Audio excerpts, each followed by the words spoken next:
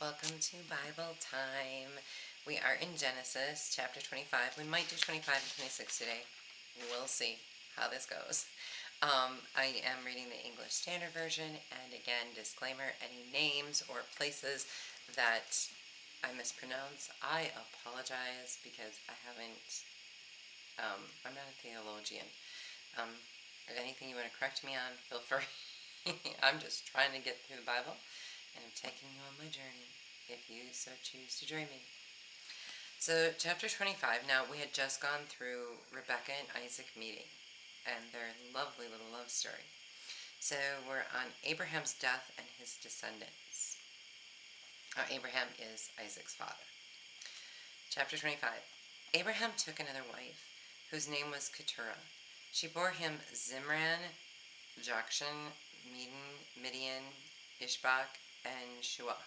I don't know, draw your family tree. I'm recommending we create a family tree here. Jokshan fathered Sheba and Dedan. The sons of Dedan were Ashurim, Latushim, and Leumim. The sons of Midian were Ephah, Epher, Hanok, Beta, and Eldai. I don't know this language these names were created from. All these were the children of Keturah. Abraham gave all he had to Isaac, but to the sons of his concubines Abraham gave gifts. And while he was still living, he sent them away from his son Isaac eastward to the east country. These are the days of the years of Abraham's life, 175 years.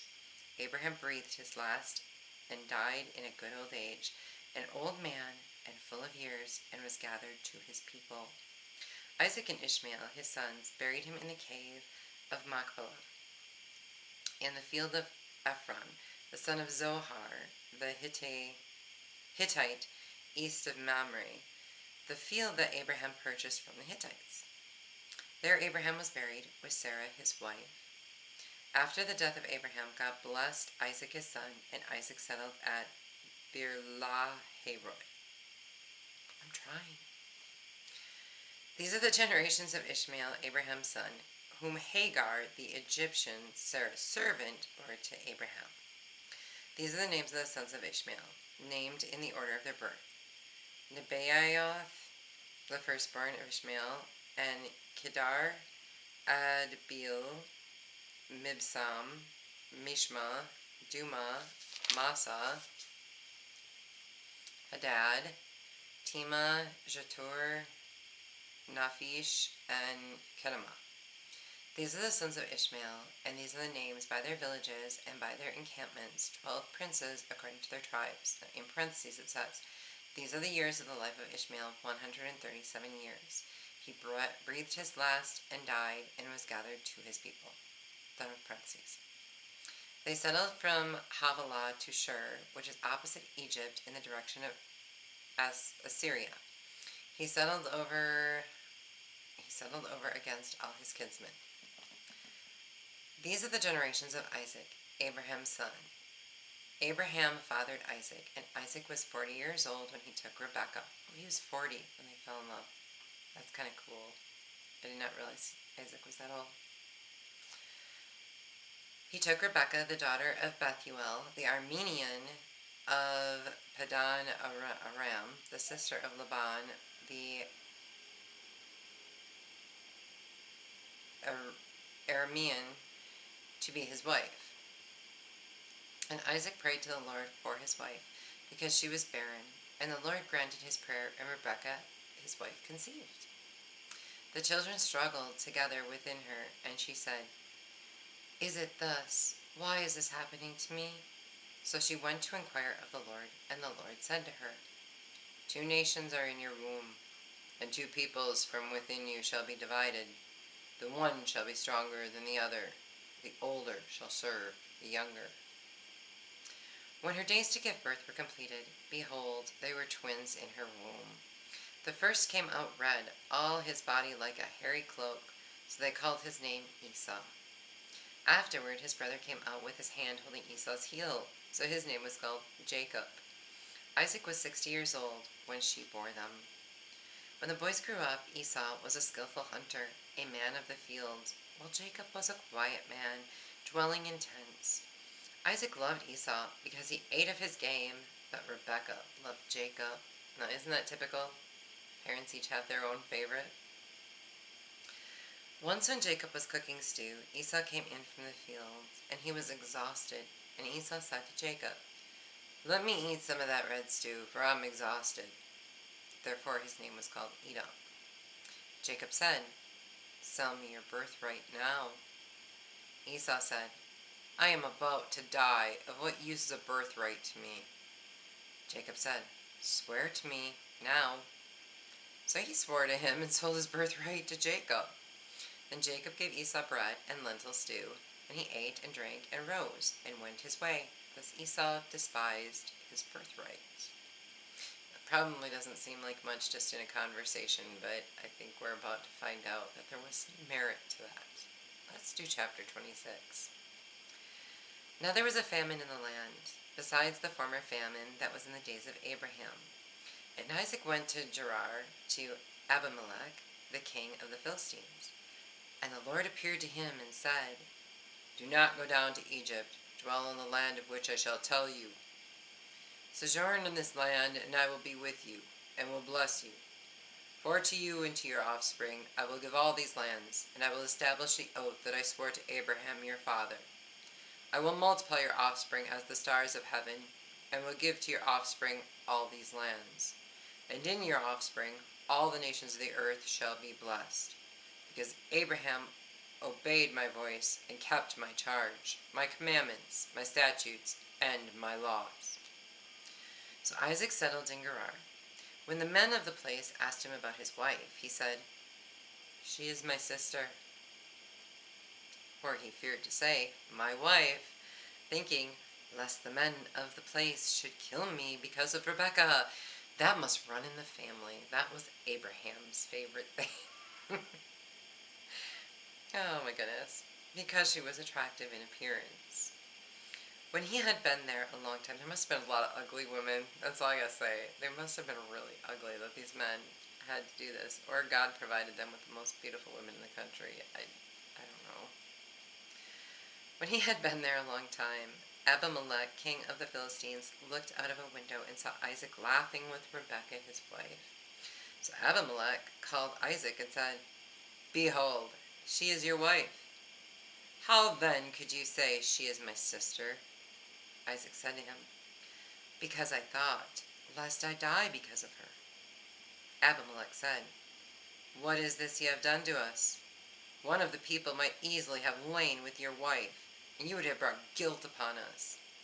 So Abimelech warned all the people, saying, "Whoever touches this man or his wife shall surely be put to death."